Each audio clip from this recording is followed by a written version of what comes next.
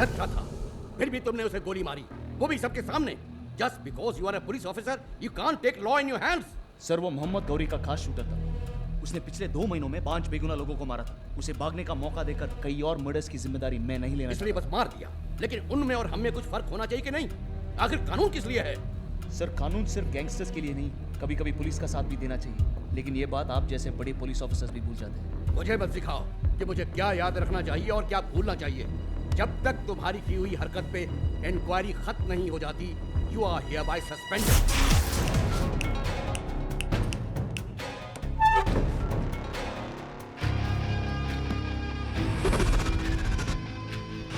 कौन है बे तू? शेट्टी ने भेजा है। वो किधर है? अंदर है।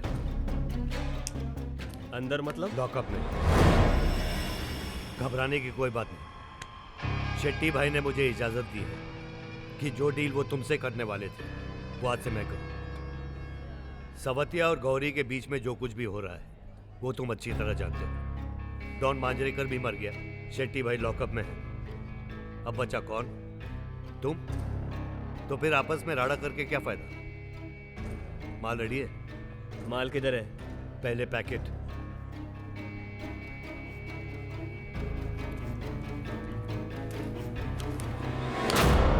मैंने पहले तुझे कभी शेट्टी के पास देखा नहीं। कब से काम कर रहा है उसके पास?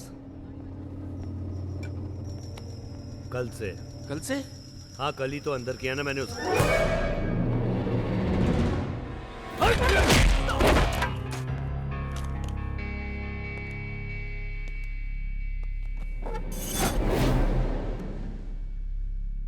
Inspector Bhosle speaking. Ganga down हो गया है। अब शहर में थोड़ी बहुत शांति आ जाएगी। जरा हट के, जरा बच के, ये है मुंबई मेरी जान। जरा हट के, जरा बच के, ये है मुंबई मेरी जान। जरा हट के, जरा बच के, ये है मुंबई मेरी जान।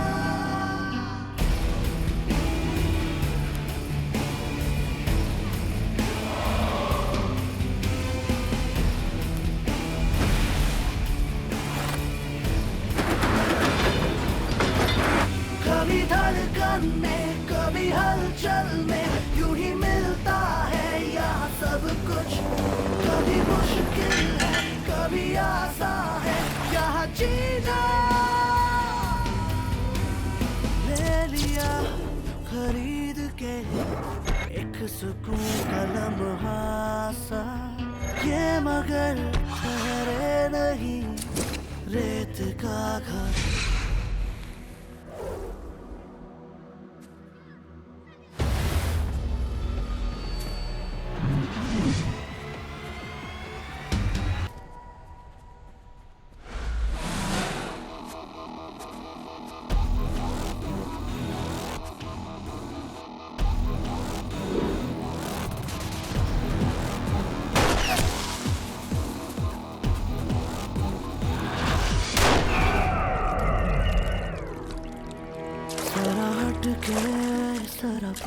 आज फिर एक और बिजनेसमैन सुनील मल्होत्रा को दिन दहाड़े बीच पे गोली मार दी गई। ये हत्या भी पिछले महीनों में हुए कई और हत्याओं की तरह मोहम्मद खोरी गैंग या साउथिया गैंग का ही काम हो सकता है। जब मोहम्मद खोरी और साउथिया साथ थे, मुंबई पर उनकी पकड़ मजबूत थी, इतनी मजबूत कि कोई खून खराबा नहीं होता था।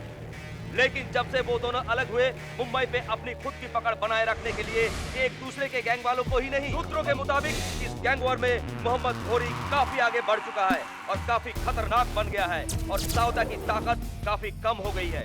सच जो भी हो, और एक बात तो बिल्कुल तय है कि इन सब के बीच होके बैठा है हमारा पुलिस डिपार्टमेंट।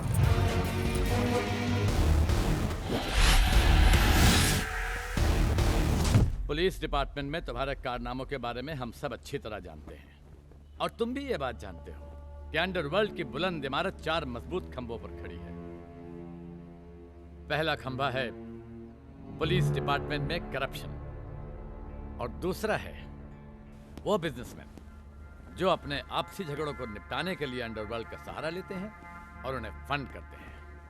और तीसरा खंबा है पॉलिटिशियंस, जो अपने ऑपोजिशन को अपने रास्ते से हटाने के लिए अंडरवर्ल्ड को इन्वॉल्व करते हैं। और चौथे वो लोग हैं जो अपनी शान बढ़ाने के लिए अपनी जान तक पे खेल जाते हैं, यानी गैंगस्टर्स। हमारे सिस्टम के लूपहोल्स को स्टडी करते करते ये लोग इतने ऑर्गेनाइज्ड हो गए हैं कि हमारा डिपार्टमेंट बुरी तरह नहीं बल्कि पूरी तरह फेल हो चुका है।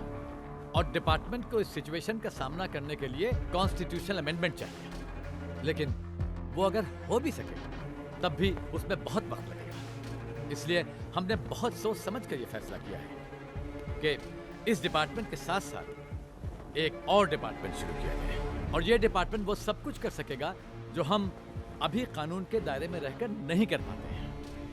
और हम चाहते हैं कि इस डिपार्टमेंट की बागडोर तुम संभालो और तुम ही अपनी टीम भी चुनो। अगर एक लाइन में कहूं महादेव तो यूं समझो कि तुम्हारे डिपार्टमेंट को हमारे डिपार्टमेंट को बचाना है। शिव, तुम्हें क्या लगता है तुम्हें कभी फिर से पुलिस में वापस लेंगे? मैंने मेरा काम मन से किया। कानून के दायरे में रहकर पुलिस का काम करना मुश्किल होता है, इसलिए कि वो दायरा कब सिकुड़ जाता है कभी पता नहीं चलता। भारती, मेरा प्रॉब्लम ये है कि मेरे लिए पुलिस सिर्फ एक नौकरी नहीं है। मैं जानती हूँ शिव, इसीलिए पूछ रही हूँ। अगर उन्होंने तुम्हें वापस नहीं लिया तो तुम क्या करोगे? पता नहीं, बस इतना पता है कि मैं सिर्फ पुलिस के लिए बना हूँ। मैंने घर में बताया है कि तुम सस्पेंडेड हो। फिर हमारा डिसीजन तो हमें ही लेना है। क्या कहा उन्होंने? भारती, उनका मानना है कि सभी पुलिस वालों में कुछ न कुछ खराबी होती है। तुम्हें क्या लगता है? बाकी पुलिस वालों का तो पता नहीं, पर तुमसे अच्छा इंसान मैंने आज तक नहीं देखा। I love you Shiv.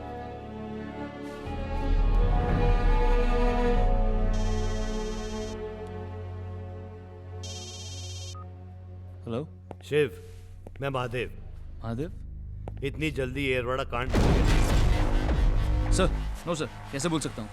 मुझे भी भूलने की आदत थी। तुमसे मिलना है। कब सर?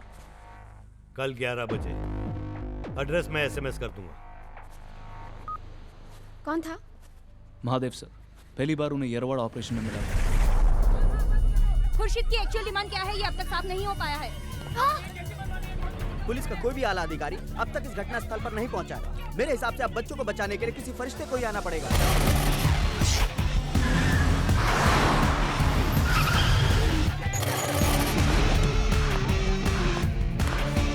यहाँ का इंचार्ज कौन है? सर मैं। क्या चल रहा है?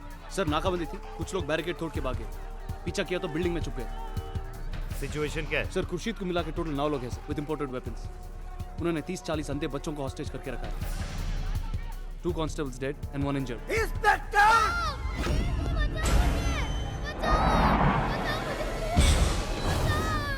बोलो ना, पीछे हटो। भेजी में बात जाती नहीं क्या? मेरे को सिर्फ यहाँ से सही सलामत बाहर निकलने का है। नहीं जाने दिया और तुम ऊपर आए तो एक एक करके सारे बच्चों को नीचे फेंक दूंगा।